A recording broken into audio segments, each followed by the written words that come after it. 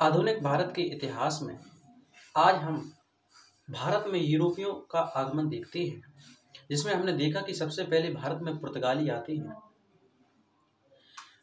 पुर्तगाल का है Prince Henry the navigator. Prince Henry the navigator ये पुर्तगाली अफ्रीका के पश्चिमी तट का नक्शा तैयार करवाता है और 1487 ईस्वी में बार्थोलोम्यू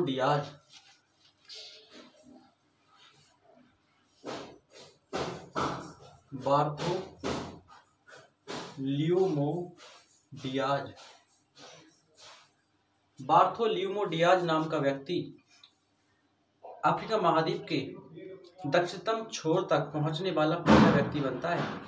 इसे अफ्रीका महाद्वीप के दक्षिणतम छोर को कहते हैं cap of good hope.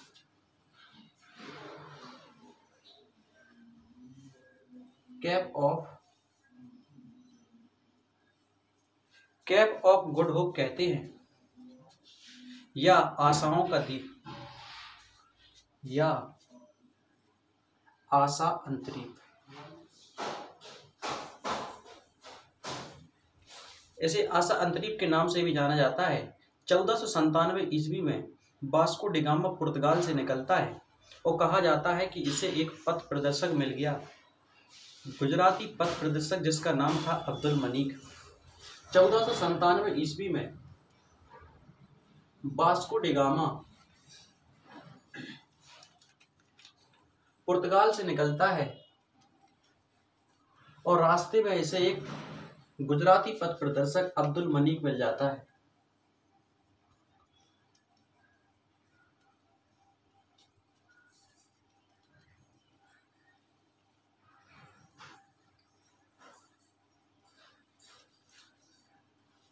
Abdul मनीक मिल जाता है जिसकी सहायता से ये भारत में मालाबार तट तक पहुंचता है।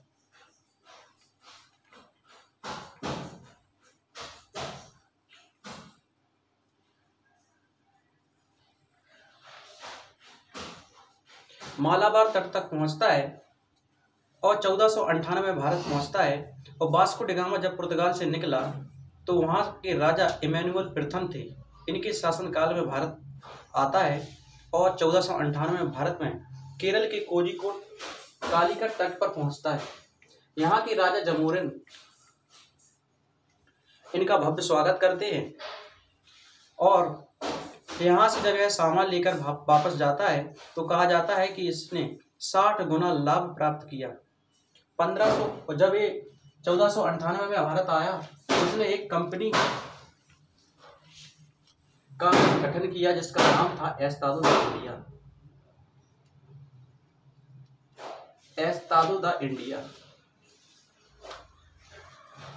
इंडिया नाम की कंपनी का गठन करता है और वापस चला जाता है।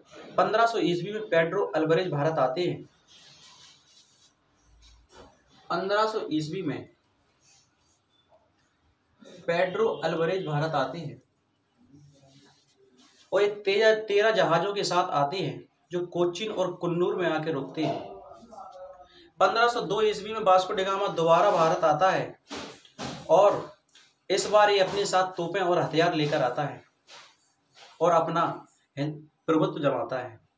हमने देखा कि 1498 में जब वास्को डी गामा भारत आया तो इसने एक कंपनी की स्थापना की, एस्तादो द इंडिया।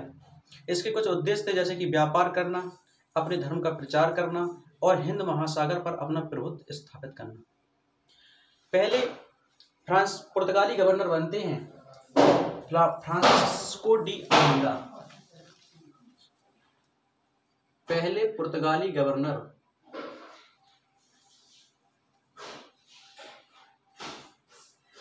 पुर्तगाली गवर्नर फ्रांसिस्को डी अल्मीड़ा बनते हैं। फ्रांसिस्को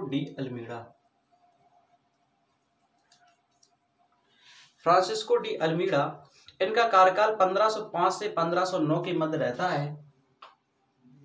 1505 से 1509 के मध्य रहता है और इन्होंने एक ब्लू वाटर पॉलिसी अपनाई। इन्होंने एक ब्लू वाटर पॉलिसी अपनाई, जिसमें इन्होंने मिस्र, तुर्की और अरब के व्यापारियों को युद्ध में हराकर उन्हें युद्ध में हरा दिया और वो सिमट गए और हिंद महासागर पर पुर्तगालियों का शासन हो गया।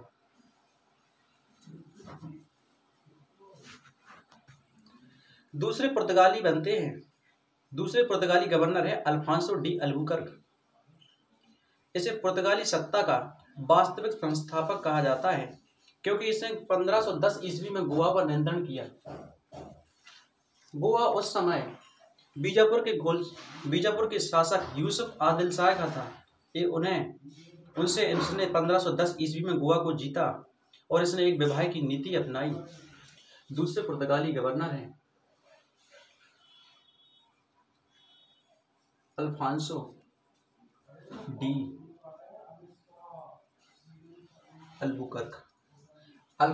अल्बुकर्क। इसने 1510 में गोवा जीता। 1510 में गोवा जीता। इसने विवाह की नीति अपनाई।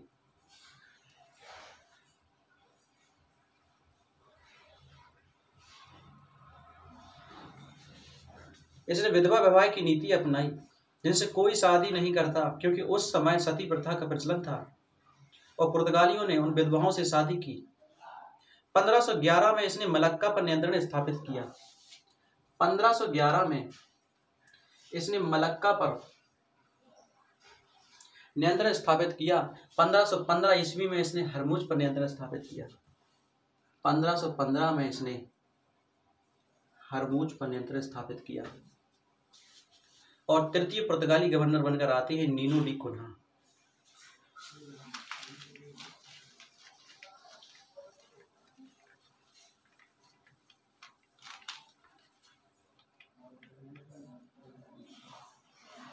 तृतीय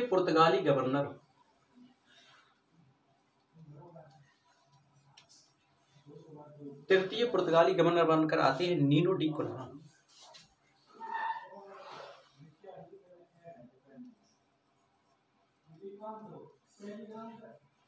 इन्होंने 1530 ईस्वी में गोवा को मुख्यालय बनाया। अल्फांसो डी अल्बुकर्क ने 1510 में गोवा को जीता और नीनो डी कुन्हा ने 1530 ईस्वी में गोवा को मुख्यालय बनाया। पुर्तगालियों का मुख्यालय गोवा।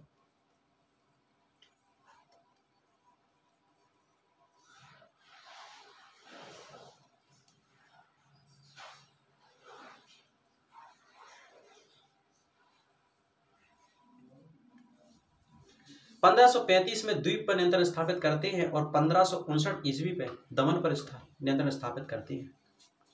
तो नीनो डी कुन्हा 1530 ईस्वी में द्वीप पर और 1559 ईस्वी में दमन पर नियंत्रण स्थापित करते हैं। और जब तीसरी बार वास्को डिगामा भारत आता है, 1524 ईस्वी में भारत आता है और 1527 ईस्वी में इसकी मृत्यु हो जाती है। जब तीसरी बार वास्को डिगामा भारत आया, पहली बार 1497 में पुर्तगाल से निकलता है वास्को डिगामा। 98 में भारत आता है पहली बार। दूसरी बार 1502 ईस्वी में भारत आता है और तीसरी बार 1524 ईस्वी में आता है और 1527 ईस्वी में वास्को डिगामा की मृत्यु हो जाती है। 1524 ईस्वी में भारत आया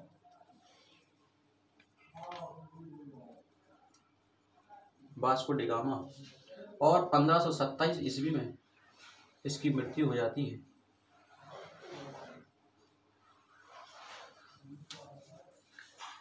एक गवर्नर का नाम और याद रखना है, जिसका नाम है अल्फांसो डिसूजा। इस गवर्नर के समय पुर्तगाल के धर्मगुरु सेंट जेवियर भारत आए थे। तो एक याद रखना है गवर्नर का नाम अल्फांसो डिसूजा।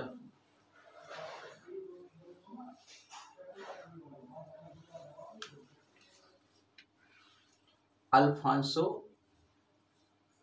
डिसूजा। इनके समय इनके धर्मगुरु सेंट जेवियर भारत आते हैं। पुर्तगाल की हम कोठियों की बात करें कि पुर्तगालियों की कोठी कहां पर है भारत में।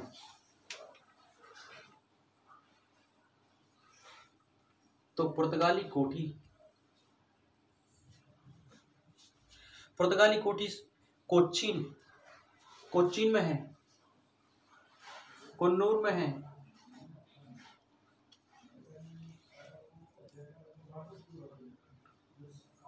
कुन्नूर में है, गोवा में है। 1510 में गोवा जीता, 1511 में मलक्का। तो गोवा, मलक्का 1510 में गोवा पर नियंत्रण स्थापित करते हैं। 1511 में मलक्का पर नियंत्रण स्थापित करते हैं। 1515 में हरमुज पर नियंत्रण स्थापित करते हैं और 1535 ईस्वी में ये द्वीप पर नियंत्रण स्थापित करते हैं और 1559 में दमन पर नियंत्रण स्थापित करते हैं। तो एक हो गया दमन, द्वीप, फिर दमन। इसके साथ साथ मलक्का हो गया और इसके बाद सालसेट द्वीप मुंबई पर भी अपना नियंत्रण स्थापित करते हैं।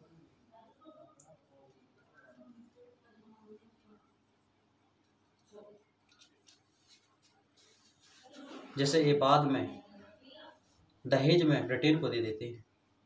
हम इनके पुर्तगालियों के क्या क्या शुरू करवाया भारत में बात करें तो 1556 ईस्वी में इन्होंने प्रिंटिंग प्रेस गोवा में शुरू करवाई। प्रिंटिंग प्रेस गोवा में 1556 ईस्वी में शुरू करवाई। और क्या क्या उन्होंने शुरू करवाया है पुर्तगालियों ने तो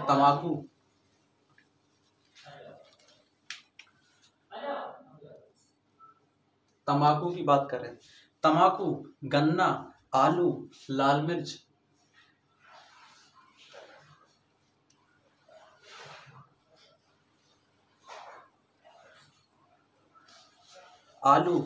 मिर्च, पपीता, ये पुर्तगालियों ने भारत में शुरू करवाए हैं।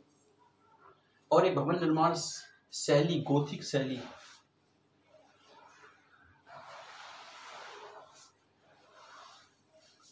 भवन निर्माण शैली,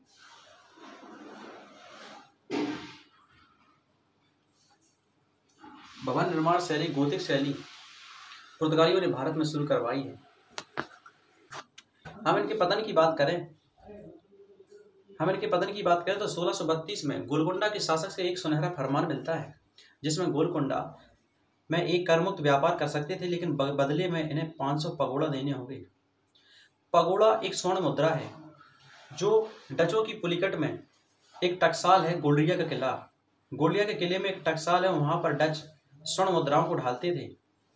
1639 में इन्हें चंद्रगिरी के राजा से एक मद्रास मिला और 12,000 रुपए के पट्टे पर दे दिया गया। 1651 में हुगली बंगाल में एक कोठी बनाते हैं और यहीं से कासिम बाजार में एक व्यवसाय शुरू करते हैं। और 1661 ईस्वी में यूरोप में एक घटना घटी और धीरे धीरे पुर्तगालियों की सत्ता कम होनी शुरू हो गई और यूरोप में पुर्तगालियों ने एक रास्ता बनाया। अब हम बात करें कि भारत में डचों का आगमन की, तो भारत में डचों का आगमन 1581 ईस्वी में नीदरलैंड स्वतंत्र हो जाता है ब्रिटेन से। शुरुआत में नीदरलैंड ने लिस्बन से व्यापार शुरू किया और उनके बदले जो लाभ मिला उससे नौसेना और जहाज बनाने लगे। 1595-96 में भारत में नीदरलैंड से एक व्यक्ति आता है और 1595-96 में सर्वप्रथम इंडोनेशिया पहुंचे। इंडोनेशिया के वांटम नामक स्थान पर पहुंचे और जिसे मसालों के द्वीप से नाम से जाना जाता है इंडोनेशिया को। और 1602 ईस्वी में इन्होंने बेरीगंदे ऊस्ट इंडियस 1602 ईस्वी में डचों ने 1602 ईस्वी में बेरीगंदे ऊस्ट Indians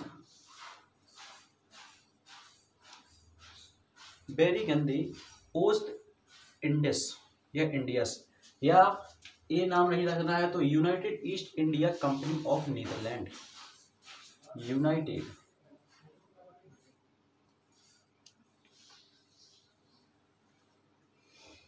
east India Company of Netherland नामक कंपनी को स्थापित किया। इस कंपनी में शेयर धारक थे और इस कंपनी ने 200 वर्षों तक अपने शेयर होल्डरों को, शेयर धारकों को 18% तक लाभ देते रहे। और जब ये कंपनी शुरू की गई तो 65 लाख गिल्डर के साथ स्थापित की गई थी। ये कंपनी 65 लाख गिल्डर, जो वहाँ की मुद्रा है, गिल्डर के साथ स्थापित की गई थी और 18% तक मुनाफा देती रही 200 वर्षों तक, लगातार प्रति वर्ष 200 वर्षों तक ये 18% मुनाफा देती रही। इसके बाद इस कंपनी को जो अधिकार दिया गया कि आप एक कंपनी सैन्य कार्रवाई कर सकती है, संधियां कर सकती है, और शुरुआत में इसे 21 वर्षों का एकाधिकार मिला। और 1602 ईस्वी में इनकी लड़ाई बांटम नामक इंडोनेशिया के बांटम नामक स्थान पर हो जाती है और ये वहां पर कब्जा कर लेते हैं। इसके बाद भारत में 1605 ईस्वी में मसूलीपट्टनम में, भारत में 1605 में मसूलीपट्टनम में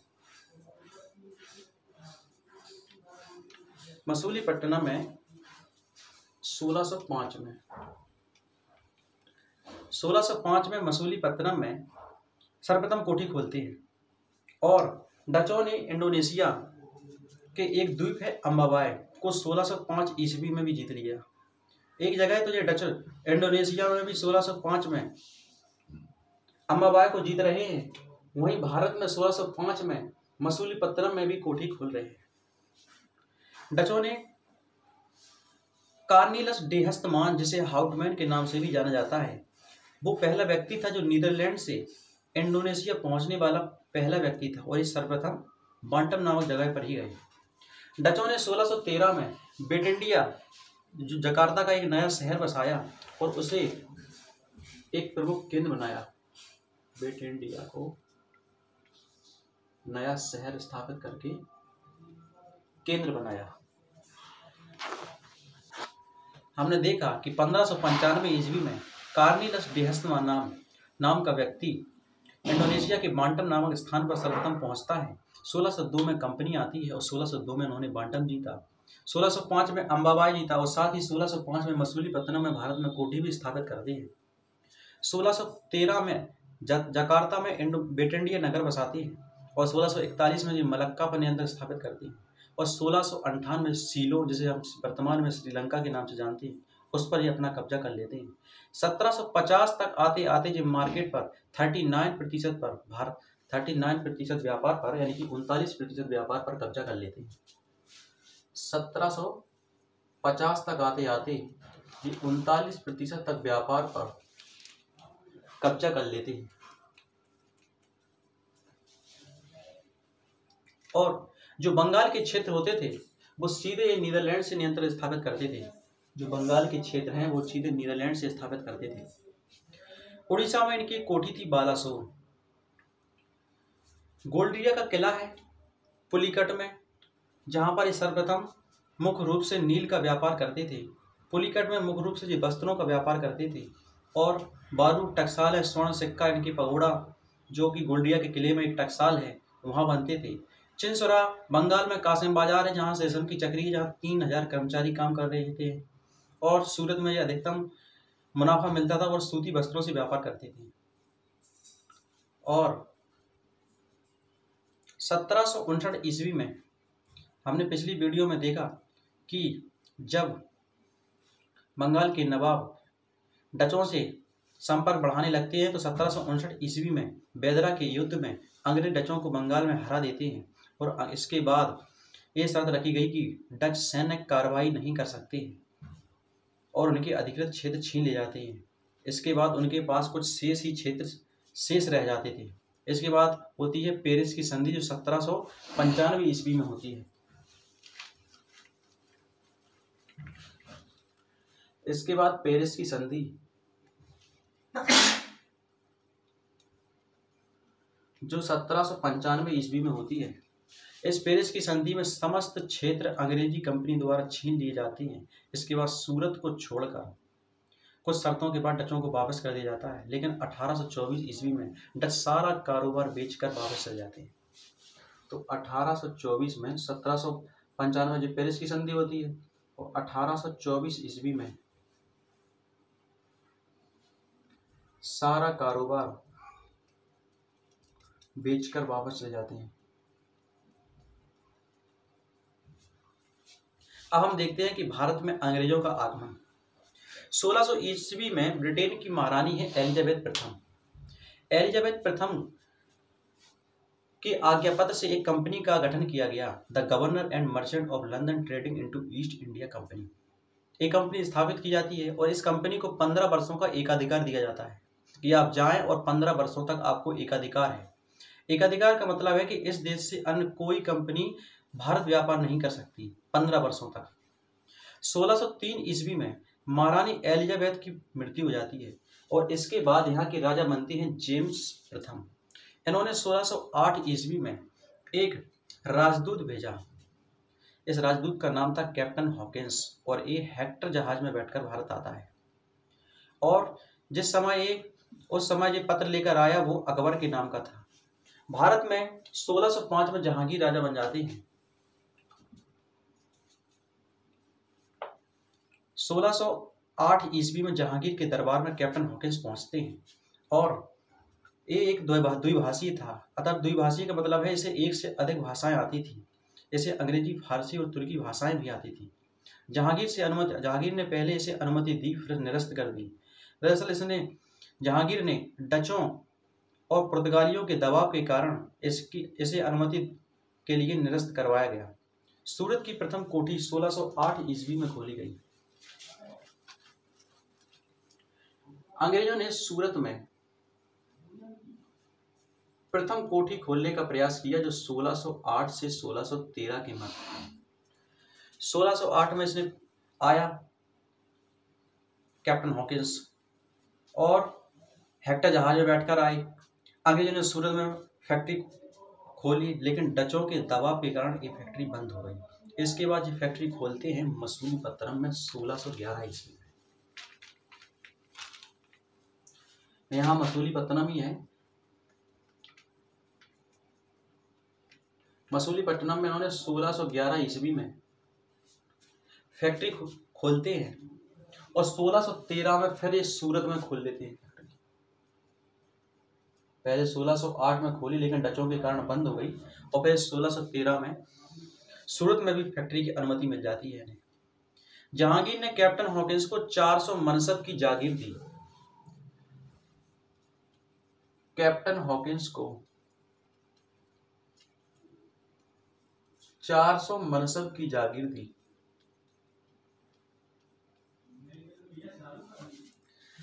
इन्हें 400 मनसब की जागीर दी जाती है।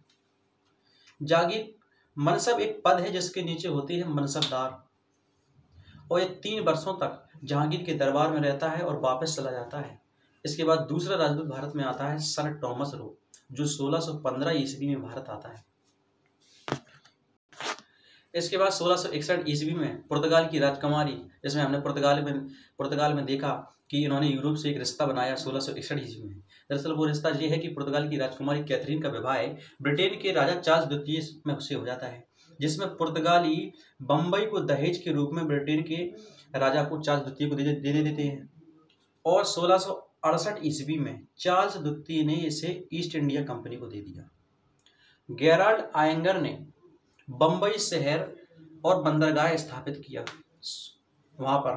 1680 में औरंगजेब कहता है कि हमें 1.5% जजिया कर चाहिए। 1686 में लेकिन अंग्रेज जजिया कर देने से मना कर देते और 1686 में औरंगजेब ने अंग्रेजों को मारकर भगा देते हैं और अंग्रेज भागकर फुल्टा द्वीप पर शरण लेते हैं। यहाँ अंग्रेजों के फुल्टा द्वीप पर शरण लेते हैं। यहाँ अंग्रेजों के प्रतिनिधि हैं सर जॉन चाइल्ड। इसके बाद जॉब चॉर्नॉक को भारत भेजा जाता है, जो क्षमा याचना मांगता है।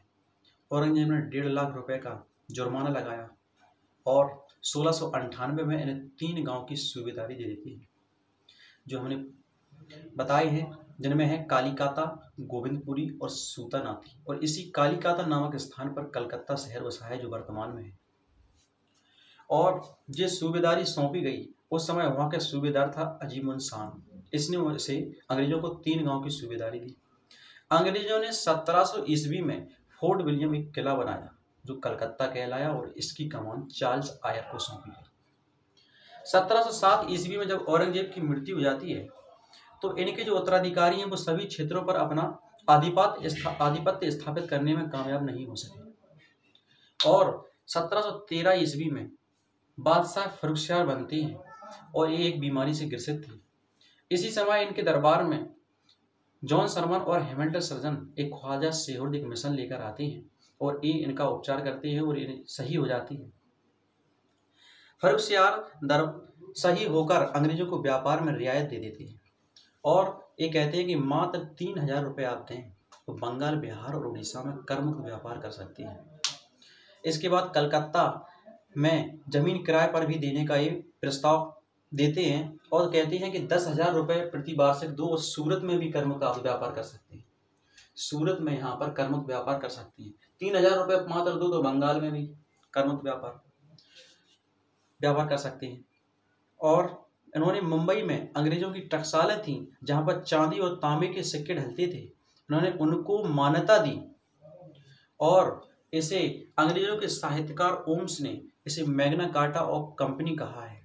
इन्होंने कहा है साहित्यकार ने कि ये हमारे लिए खुला फरमान है, एक सुनहरा फरमान है, मैग्ना कार्टा कहा है।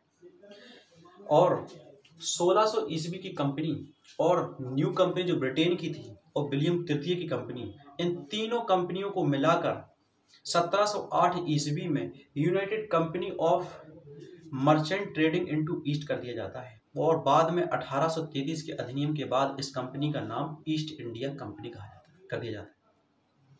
अब हम देखेंगे कि भारत में फ्रांसीसियों का आगमन।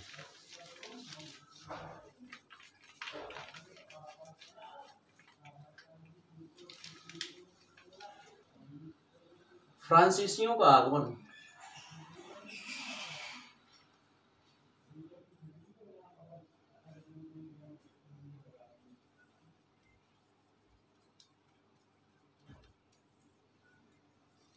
फ्रांसीसियों के आगमन में हम देखें, और फ्रांसीसियों के आगमन से पहले हम भारत में डेनमार्कों को देखते हैं।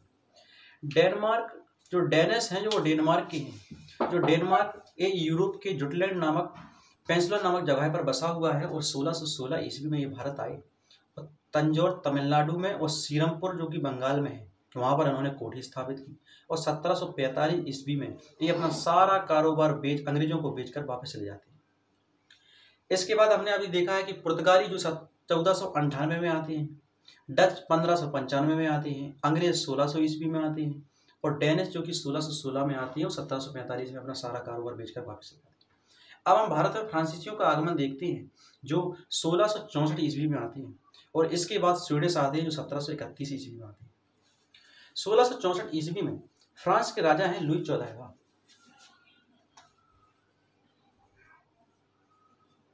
फ्रांस के राजा लुई 14वां है, और इनका मंत्री है कोलबर्ट। कोलबर्ट के मन में एक विचार आता है, वो सोचता है कि यूरोप से एक कंपनी भारत जाती है और अत्यधिक मुनाफा कमाती हैं, और इसने भी अपने राजा से आज्ञा मांगी कि हम भी भारत जाएं और व्यापार स्थापित करें। इसने एक कंपनी स्थापित की। इसने the company Inde oriental company का गठन करते हैं। किस कंपनी का नाम गठन करते हैं? The company Inde oriental. The company Inde oriental company का गठन करते हैं, और इस कंपनी को अधिकार दिया गया कि आप भारत जाएं और व्यापार करें। और 1667 ईस्वी में अधिकार दिया गया। 1667 में फ्रांसिस कैरो या फ्रैंको कैरो चलता है और कहा जाता है कि इसे भी एक ईरानी व्यापारी मिल जाता है और ये सूरत में कोठी स्थापित करती है। सूरत में कोठी स्थापित करते हैं।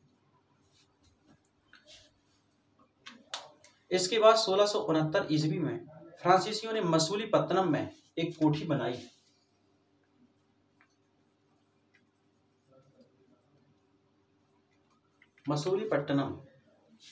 मसूलीपट्टनम में एक कोठी स्थापित करते हैं और कहा जाता है कि इन्होंने एक गलत कदम उठा लिया। 1672 ईस्वी में इन्होंने सेंट थोमे नामक जगह पर एक कब्जा कर लिया और यहाँ पर जिसने कब्जा किया उसका नाम था दी लाही। दी लाही नाम के व्यक्ति